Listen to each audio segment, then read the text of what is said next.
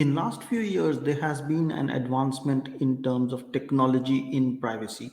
The tools, the solutions, the technology that supports privacy. We call it the rise of privacy tech.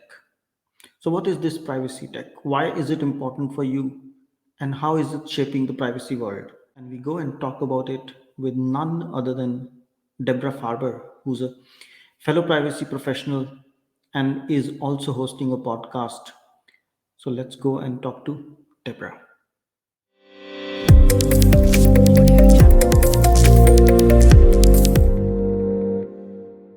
Hello, and welcome to the Fit for Privacy podcast with Punit Bhatia. This is the podcast for those who care about their privacy. Here, your host, Punit Bhatia, has conversations with industry leaders about their perspectives, ideas, and opinions relating to privacy, data protection, and related matters. Be aware that the views and opinions expressed in this podcast are not legal advice. Let us get started. So here we are with Debra. Welcome, Debra, to Fit for Privacy podcast. Thank you. It's great to be here. Thank you so much for being here. And let me start with a icebreaker saying, when you think of the GDPR, what's the one word that comes to your mind? Ooh, I'd say comprehensive. Wow, that's comprehensive. Meaning, of course, it's Meaning it covers, self-explanatory. it covers pretty much most aspects of personal data and how it's processed throughout its life cycle. So I think of it as comprehensive because it's really addressing the life cycle of data that's personal to us. Now, obviously there are, there's challenges with GDPR. It's principle based. A lot of people wish they had more directions as to what they're supposed to do exactly, so they can check off a list. But that's not the purpose of GDPR. The purpose of it is to really kind of get us thinking at every stage of, manipulation of data within an organization about how to protect it, about how to protect the individuals behind the data. And I really view that the GDPR as the regulation that has moved the world forward in thinking about privacy as we're increasingly in a more data-driven world. So, it's got its flaws, it's got its drawbacks, it's got some enforcement challenges, but overall, I mean, even the United States is, we're on the other side of the world, we're pushed to follow the GDPR because we have not passed our own laws, right? So even in the default of our doing nothing here in the US on a federal level, I don't want to say nothing, but, in terms of legislation and getting it passed, we still are, bound by the GDPR and what Europe has put in place. Absolutely. I think it's quite comprehensive and it's a framework in its own. Now, in the privacy world, we are talking about this new term called privacy tech. And that's more and more being talked, especially in the United States. Can you help us understand what exactly do you mean? Because you're also doing a lot of work in privacy tech field. So Yes. help us understand, what does this privacy tech mean? Yeah, I mean, at its basics, privacy tech is, creating tools and, just technology that is going to enable us to continue to use data about people, but in a protective way, where we're not adding more risk, and in fact that we could de-risk the use of personal information in a negative way. So we're trying to protect. So privacy tech has a whole bunch of definitions depending on like what view of the elephant you're looking at. But the way I kind of view it is it's bringing to market new technology that enables us to safely use the technology to another end. So perhaps you wanted to use cloud technology. You want to make sure that it's got its appropriate privacy preserving capabilities built in. You might want to know, how do you delete the information if you put it in the cloud? So privacy tech is kind of coming up with this technology that allows privacy engineers and the entire team the privacy and security teams to do their jobs in a way that doesn't really affect their work negatively and get in the way. In fact, enables them to do the privacy preserving aspects of their jobs. So it's really about making the business of privacy easier within an organization by either building or buying software. For the most part, software, but it could be tech. It could be hardware as well, and enabling engineers for the most part, but also other technologists and data scientists and even your attorneys to better be able to have insight into how the organization is processing data, and that could even be about how the organization is, its state of that personal data, and therefore also thinking in terms of the risk to individuals and what are the privacy problems that could potentially happen, so that you can then go and fix those, de-risk the organization before ever shipping a product or service, right? So privacy tech is a growing area where we're bringing products to market, and this is really getting into the world of entrepreneurs who are building new technology for the first time and then wanting to sell it into the market. It could be a particular vertical. It could be to anyone who processes personal data. I mean, it runs the gamut, and there's a growing areas of privacy tech that we've categorized at the Rise of Privacy Tech, which is an organization led by Lourdes Terecha that brings together entrepreneurs who are building privacy tech, the buyers of that privacy tech, investors, and then the experts like myself or yourself, right, who could really advise companies on how do you implement that, or how do you even bring privacy tech to market? What is the right way to do that? So I'm working a lot on bringing privacy tech to market. But what it is itself is still kind of a working definition. For the most part, it's anything that solves privacy problems. Absolutely. So Yeah. does it also include the privacy management software, or that's a part? Yes. So I would say it absolutely does include privacy management software, but I would say that it doesn't only include that, right? Yes. That is one particular subset, and that is post-production. You've already pushed to code to production, or there's a product out there, and you want to understand the life cycle of that data. And you keep tabs on that, then that privacy management software is essential to the business of an organization. But there's so much beyond just the management of privacy. And, if you're looking at, different sub areas, then you could really see that there is a flourishing area. There are different segments of privacy tech. Like it could be, how do you use the blockchain or the hash graph to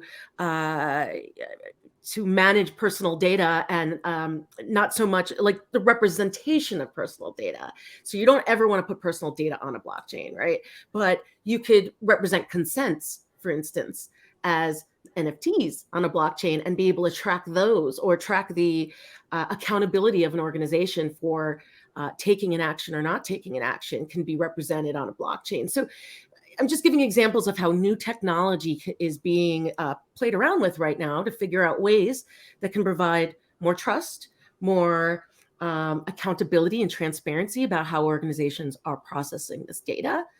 There are new ways that organizations are looking at consent. There's, with the advent of new things like XR, extended reality, and this goal of building towards a metaverse. There needs to be privacy engineers who are thinking about how can we do this in a safe way so that the humans are having a safe experience when they're fully immersed. But what are some ways that if you're in the metaverse, you can actually take ownership and protect yourself? And so, there's so many areas. I'm just kind of, giving one-off examples of why we need ingenuity in the space. And we're starting to see it quite a bit. Yeah. Now, that's privacy tech, but we also talk about a term called privacy engineering. Yeah. How do the two differ? So, privacy tech, as I understand and as you explain, it is about enabling privacy through technology, whether it's privacy management software, Yep. encryption software, security software, data deletion software, or anything that has to do with privacy principles and its enablement, or privacy obligations at its enablement. But then what is privacy engineering? Is that have anything to do with this privacy tech? It does. I mean, they overlap in ways. So you know, most I would say that most of the privacy tech founders that I've seen have an overlap with engineering in some capacity, but it doesn't necessarily mean that someone who's bringing privacy tech to market has an overall understanding uh, of privacy engineering, which is all of the elements across an organization as to how you need to engineer your business so that you've got you know, privacy baked in. You've got, I would say that privacy by design, if you want, in order to get it into the business and embed it into the business, you truly need to deploy privacy engineering principles.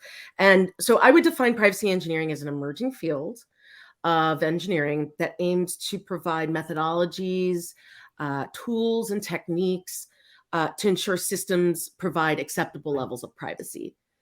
And you'll do that through different ways of managing that. And, you know, but it's going to take, that's the viewpoint instead of a legal lens or even bring one product to market lens. Privacy engineering is looking a little more holistically on, you know, how do you go about and make acceptable, you know, a system have an acceptable level of privacy. And there are various, you know, risk frameworks for this that are kind of being iterated on, everything from the NIST privacy engineering, you know, approach. So in the United States, take a look at how NIST has approached that, to independent organizations like MITRE has its own approach. What I really like is that, like, Linden is a risk modeling capability that really applies well to privacy engineering. I forget what Linden actually stands for, but it's LIND. Is it two U's?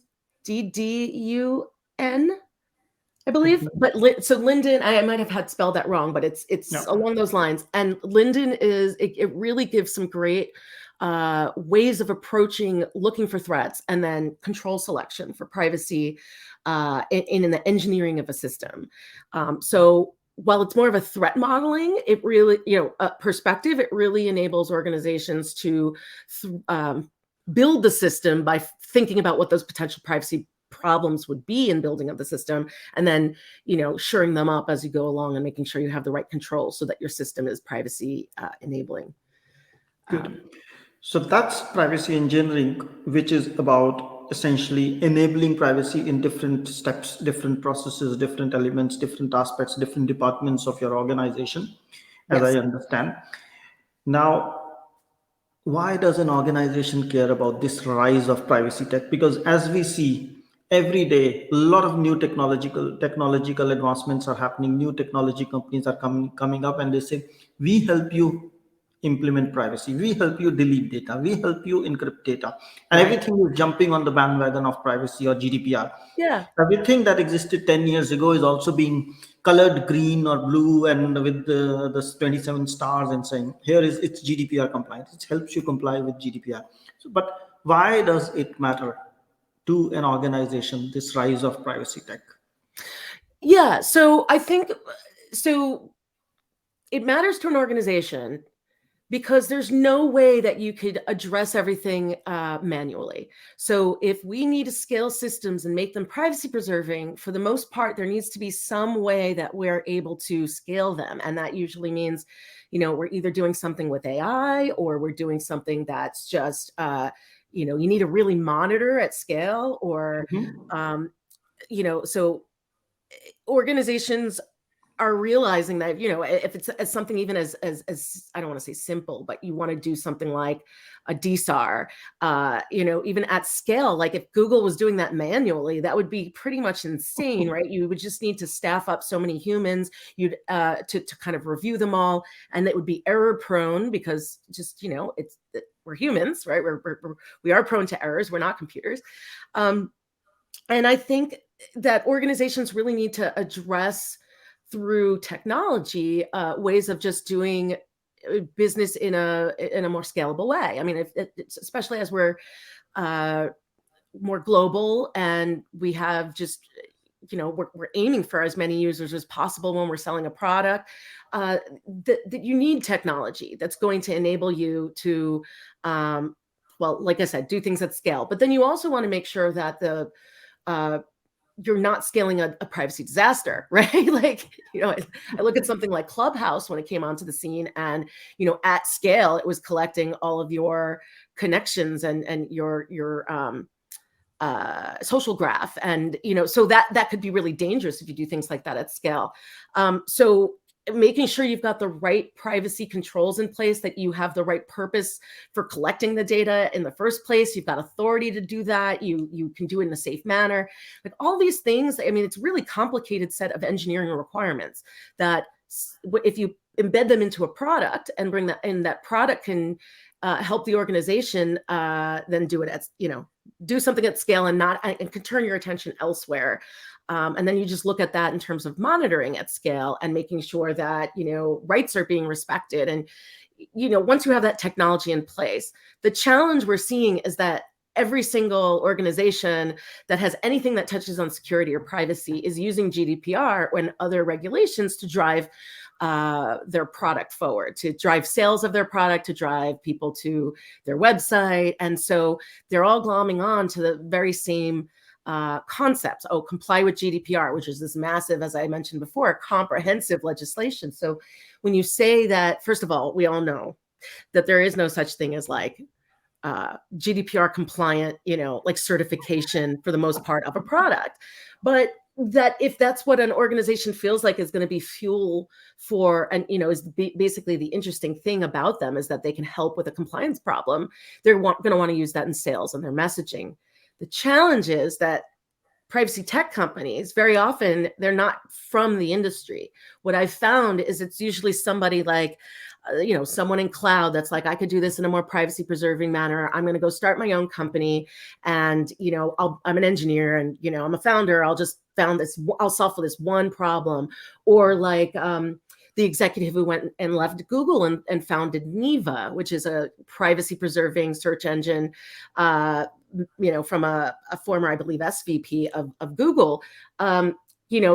That person really understood search very, very well. That's the expertise. Now let's add the privacy piece in, embed it in, bake it in, and now create a search engine that's privacy preserving to compete against the status quo, which is, like your Googles and your Bings and other search engines on the market. And so what those people usually have a very clear vision, but don't necessarily know what a chief privacy officer, chief security officer, what all the players in the privacy space, the legal even, right? All of these executives want to hear something different from a technologist that's trying to sell to them. And the challenge is the messaging is all the same. It's all the same to each of the executives. It's all the same from one company to another. We're GDPR compliant, we're consent driven, we're blah, blah, and it doesn't distinguish a privacy tech company from another privacy tech company very well. So you go to like an RSA security or an IAPP conference or something like, where there's vendors. And sometimes you can't tell the differences between one privacy tech vendor and another, and they're in wildly different areas of focus. And so that's kind of where I help out. That's my sweet spot right now. And I like to help companies be heard and make that distinction based on what problems they're trying to actually solve, rather than just say, we're going to help you be compliant, because compliance is no longer enough of a driver. So I want companies to understand is compliance is necessary, but it's the bare minimum. And if you really want to make a sense of privacy within your organization, it's about embedding it in by design, but that means that portion of that design needs to be engineered into the product or service.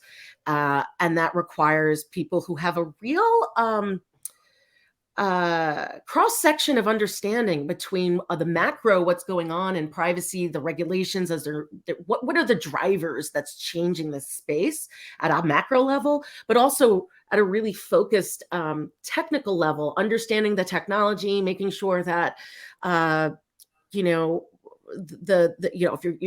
going to do a web-based app versus an iOS app versus an Android app, like understanding the differences and the nuances that come to that are relevant to the user experience and the design, all the way to the data and how you're processing it. Is it anonymized? Under what circumstances does it need to be anonymized versus pseudonymized versus, all of those things are that privacy experts of any stripe really should know at a macro level. They need to really understand at a more technical level. So you want your data scientists to be doing, your machine learning, privacy preserving machine learning. They should really have a strong data science background versus someone who's in cryptography and is looking at, a new self-sovereign identity technology that's going to help you manage your own data. That person's really going to have to understand how the pieces of that stack go together. And so I think that's a good point. These separate technology stacks are going to require expertise in those stacks. And we're going to see privacy engineers that have wildly different expertises. So over the next 5-10 years, I think we're going to start to see the privacy engineering space form where you have fewer generalists and more specialists in particular areas of privacy engineering. I think we're going to follow a very similar path that security did. We're just about 10, 15 years behind, but we're going to have so much technology, we're not going to know what to do with it. Now, we're going to have so much technology that it's going to just over time be more and more refined. The organizations are going to over time realize they need more budgets for bringing tech into the organization. It's not enough just to have privacy management software that manages your business process flows and, that it gets your rights, gets everybody's rights attended to, through DSARs and such, or deletion requests. I mean, there's going to be technology that's needed, that's embedded within all of the privacy tech companies because of, I don't know, some bell or whistle it brings in, or some more trust that it enables. But there's going to be so much more technology, and we're starting to see a lot of it on the push to on the left side, basically, of the product development stack. So before you ever push code to production, we're starting to see a lot more of that, the tools that help developers bring their code to market, where it's already gone through some sort of privacy filter, or scanning their code, for instance, and looking for potential problems. And we're seeing a lot of that. What I'd like to see a lot more is consumer-enabled privacy tech that enables individuals to take ownership of their data. When I say ownership, I mean that more like control sense, like to take control of their own data, restrict it, only give permission when they want, when they feel like they have trust, or if a company no longer seems to have doing things the right way, you can punish them and also save yourself by removing that data. And so I think that requires a lot of interoperability engineering. I think we're going to see a lot more of that in the future.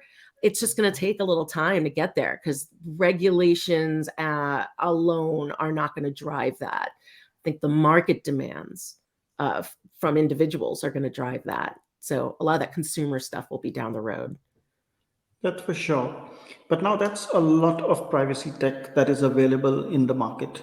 Yes. Of course, organizations have reactions like, okay, we are having too many rights requests, let's automate that. We are having too many deletion needs, or we have too much data we need to delete, let's put a deletion software in place. But in your view and the work you're doing, what do you see as the driving force? What is the key driver for implementing or buying privacy tech at the moment in the market? Ooh, I would say there's a huge shift left mentality, and we could talk about that a little bit if you'd like. But so, sure, go ahead. At first, privacy was the realm of attorneys, and we were looking at it from a legal perspective, and we did a lot with contracts and regulation, and then contracts, and then internally policies, and then we train on those policies. And right, so what I see companies doing is going, well, okay, this is great. We now have like the bare bones of compliance in place. We've got our, privacy management suite. We've got these processes down. We have, so all of the stuff, what I will call on the right side of the privacy tech stack. But we still need to address development lifecycle and data lifecycle. And you can't do that with policy alone. You need actual levers to be moved and, requirements to be embedded into the not just the processes, but the way of working for an organization. It's not right, because we can't just add a box of privacy on at the end, right? Like it privacy, just like security, but privacy maybe even more so, is about how do we, as data about humans is flowing through multiple business processes, how do we make sure that data is used correctly, only for the right purposes, right? All of these things need to be baked in by design. So what I think companies are focusing on now is they realize that this compliance stuff is really expensive, right? What if we reduce the amount of data that, we no longer think of, let's get all the data, and maybe we have a reason to use it later, because so let's just keep it now, right? Now we're seeing, well, if you keep data that has liability to it, and you have a breach, or you have some other privacy problem that happens as a result of you having this data that maybe you didn't even need, then companies are actually creating more risk for themselves, and it's more expensive. So if they're able to, shift further left into the development cycle, go, here are some privacy enhancing technologies, or here are some, here's like data subject rights infrastructure that we're creating using new, maybe new methods to define what your privacy data looks like. Like Ethica, for instance, came out with, I forget what it's called, but it's an open source new way of like naming your data and then calling it up. There's new, that way it enables your engineers to build infrastructure that is only going to collect data that's, maybe I'll call it clean, like clean drinking water, right? You don't want that toxic aspect of data that's going to get in your pool of clean drinking water, and then render it all of a sudden unusable, and you have to throw it away, right? So especially in the world of disgorgement, where the FTC in the United States they have the capability, and they've expressed that they would like to start using it, that if a company ends up creating a major privacy problem, like think of it like a biometric collection that Facebook had done for many years, right? The FTC would make them not only pay a fine, but get rid of the model that they trained the data on, right? Like disgorgement, like it's so no company really wants to go through that. They've built and they've spent millions and millions of dollars on bringing something to the market, and then all of a sudden have to throw it away. And so what they're realizing is the market is demanding. I don't think it's just GDPR. I think the market is at a place now where people realize that surveillance capitalism and other, other challenges where they feel that they don't have control over their own data anymore, or that privacy doesn't exist. This thought process from people is what I see is driving the market change, and it's really tipping where people won't stand for super invasive technology anymore. So companies are shifting left to make sure that they are building things right from the ground up, at least with new products. If you're a huge company, you can't just turn the ship around everywhere. But if you're going to be building something new, they're starting to look at, what are the requirements in the design phase, looking at the build phase, verifying that they have the right, testing the product, looking at incident response, all of that before you're even looking at the data lifecycle aspect of collection, use, sharing, storage, retention, deletion, all of that. I think that focusing on that means that you have fewer compliance requirements later on.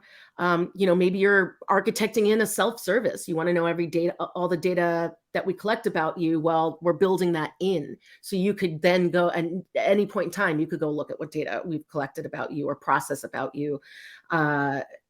so I'm seeing companies do that.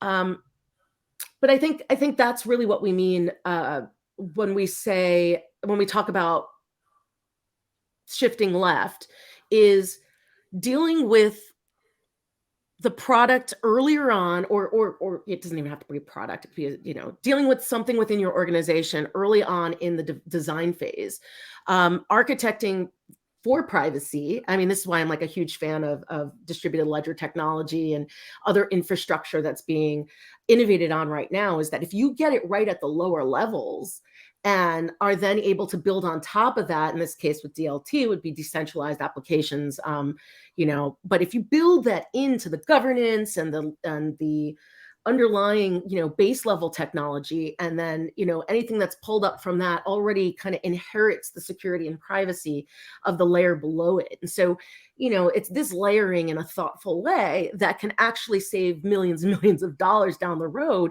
rather than adding on a box of privacy or just get a tool that does, X. You just don't create the problem in the first place. And that's where I see a lot of companies wanting to go. I say we still have a long way before companies are actually doing that on the whole, but the really innovative ones are. Absolutely. And I think you also have this podcast, Shift Left Privacy. Yes, the Left Shifting Shift. Privacy Left podcast. Yeah, Shifting Privacy Left podcast. So tell us about it in a minute or two. What is it all Sure. about? Yeah, so Shifting Privacy Left is really about kind of bringing some of this exciting new methodologies, whether it's privacy engineering. I had Lori Craner on, who runs the Scilab at Carnegie Mellon and the master's program for privacy engineering at Carnegie Mellon. So she really unpacked privacy engineering on a recent episode. We've talked about, new ways of doing some biometrics or approaches to the metaverse. And, so I'm really, Shifting Privacy Left is sponsored by Privado, that does code scanning, technology and making sure you're shipping privacy enabling code. And, really their mission is to shift left too. So the whole point of the podcast is to bring on guests and have great conversations around how they're shifting left. So we look at privacy tech, we look at privacy engineering, we kind of look at some of the problems that are out there and how do you threat model for them. So it's really the difference, I would say, between your podcast and some of the others and Shifting Privacy Left would be that our main focus is to really talk about privacy tech to engineers. So the base that I'm building and the audience I'm building is technologists, engineers, researchers, because they've been telling me that there's just, where do I go to learn more, right? There's like 1 or 2 books out there. There's the data privacy from Nishant Bajara. You've got Michelle Dennety's written the Privacy Engineers Manifesto. I mean, there's some really good books out there. Besides the books, there aren't that many forums for people to come together and really talk at the technical level. So while I have plenty of people who listen who are not technologists, I constantly remind myself that as I'm, creating the, figuring out who I want on my show or what I want them to talk about, I really want them to get into the technical level and unpack that more technological, innovation and how they're bringing innovation to market or how they're dealing with certain challenges in the market, as opposed to, more of the legal and challenges that are out there, which are, there's plenty of those as well. So it's, for a fun audience that's really starting to get into the weeds and, push this industry forward. And we're seeing people coming from all over the place. They're not just privacy experts.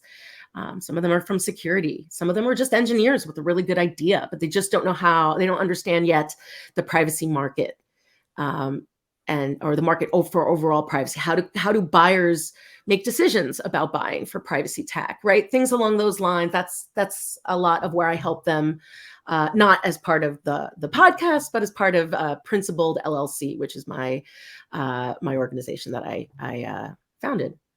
Absolutely. Thank you so much. I think it's wonderful to have this conversation around Privacy Tech, the work you do, and everything that you're bringing to your clients. Thank you. In essence of time, I would say, is there one minute message you would have for anybody listening on privacy tech to those people, especially those who are in business? Yeah. So those who are in business, I would say plug into the rise of privacy tech. Make sure that you're aware of what is going on for that organization. So it's let me look at this. It's riseofprivacytech.com. We recently published a white paper. And in that white paper, we define the privacy tech space. And we even come up with the rise of privacy tech, we call it troped, the troped privacy tech stack landscape. And in that, you get a visual picture of like the B2B landscape, the B2C landscape, and even the B2B2C landscape currently as it's shaping up for privacy tech. And so I think right now, I think it's the most comprehensive document that on privacy tech out there. And we really only talk about companies that Troped has assessed and actually had a real live privacy tech buyer user. We hired them to go and evaluate the tech, make sure it's not just marketing bells and whistles, and that it's actually doing certain things that it claims to do. So these are vetted. It's not just a list of companies, and we have that in a visual way that you can kind of consume this information to understand what's B2B, what's on the left side or the right side of the tech stack, pre-production, post-production kind of thing. And I think that's we put a lot of effort into that, and I think it'd be super helpful for businesses. It's the whole reason we wrote it was because we saw that the investors in privacy tech didn't really understand the space. Like their thesis was very wrong. Like, oh, it's either, big ID and I don't know, maybe another company. The two of those companies alone, pretty much, that's privacy tech. We don't need any more. And it's like that's a really myopic kind of view of privacy. And so our goal was to educate investors, educate buyers, educate even the founders themselves. And so this will help the founders with their marketing and how they pitch themselves. So hopefully they don't go and all sound the same again, right? And then, I think it helps to define what is privacy tech adjacent versus, maybe like AI, for instance, versus privacy tech proper. And I think, it really is helpful for defining the market, defining the space. Okay. Yeah. So in essence of time, I would say thank you so much for sharing your thoughts, sharing your inputs on privacy tech. My pleasure. And all the best with you and your podcast and the work that you're doing. Thank you so much. Thank you. Well, it was a pleasure to be here today. And, just glad to have the opportunity to talk with your audience and educate them on my little slice of the world.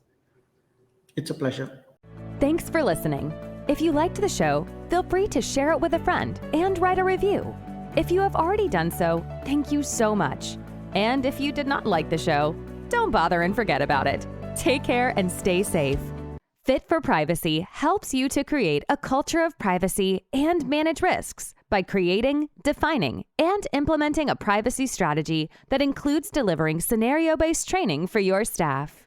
We also help those who are looking to get certified in CIPPE, CIPM, and CIPT through on-demand courses that help you prepare and practice for certification exam. Want to know more?